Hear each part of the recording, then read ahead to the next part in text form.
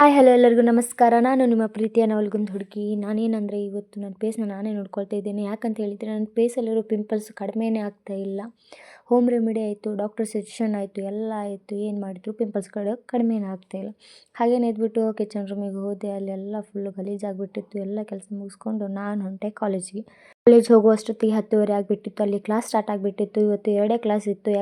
ನಮಗೆ ಕಾಲೇಜಲ್ಲಿ ವೀಡಿಯೋ ಮಾಡೋಕ್ಕೆ ಅಲವಿಲ್ಲ. ಯಾಕಂತ ಹೇಳಿದರೆ ನಾವು ಹೋದ ತಕ್ಷಣ ಎಲ್ಲರ ಹತ್ರದಿಂದ ಫೋನ್ ಇಸ್ಕೊಂಡು ಬಿಡ್ತಾರೆ. ಅದಕ್ಕೋಸ್ಕರ ನಾವು ವೀಡಿಯೋ ಮಾಡೋಕ್ಕಾಗಲ್ಲ.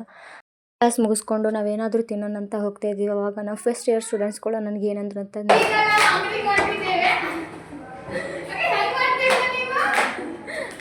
ನೀ ಹೆಂಗೆ ವೀಡಿಯೋ ಮಾಡ್ತೀಯ ಅಂತ ಕೇಳಿದ್ರು. ನಾನು ಅವ್ರಿಗೆ ಆನ್ಸರ್ ಕೊಟ್ಟಿದ್ದು ಬಾಯಿಂದ ಅಂತ.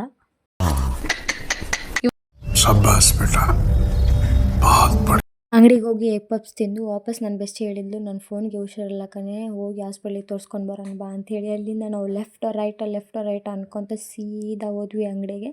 ಅಂಗಡಿಯವನು ಹೇಳಿದ 1 ತಾಸು ಬಿಟ್ಟು ಬಾರಮ್ಮ, ನಾನು ಮಾಡಿಕೊಡ್ತೀನಿ ಅಂತ ಹೇಳಿದ. ನನ್ನ ದೋಸ್ತು ನೋಡಿ ಇನ್ನೂ ಏನು ಹೇಳ್ತೀನಿ, ಅರ್ಧ ಗಂಟೆಯಲ್ಲಿ ಮಾಡಿಕೊಡಿ ಅಣ್ಣ ಪ್ಲೀಸ್ ಅಂತ ಹೇಳ್ತಾ ಇದ್ಲು. ಇಲ್ಲಮ್ಮ, ಇದಕ್ಕೆ ಜ್ವರ ಜಾಸ್ತಿ ಆಗಿದೆ, ಕಡಿಮೆ ಆಗಬೇಕಂತ ಹೇಳಿದರೆ ಇದಕ್ಕೆ ಟ್ರೀಟ್ಮೆಂಟ್ ಜಾಸ್ತಿ ಕೊಡಬೇಕಂತ ಹೇಳಿಬಿಡ್ತು.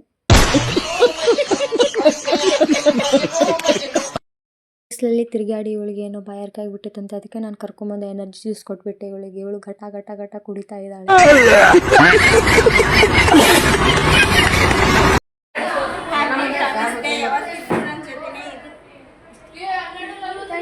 ಇವಳು ನೋಡಿ ಚಾಕ್ಲೇಟ್ ಡೇ ಮುಗ್ದು 2 ದಿನ ಆಯ್ತು, ಇವತ್ತು ಚಾಕ್ಲೇಟ್ ಕೊಡ್ತಾ ಇದ್ದಾಳೆ.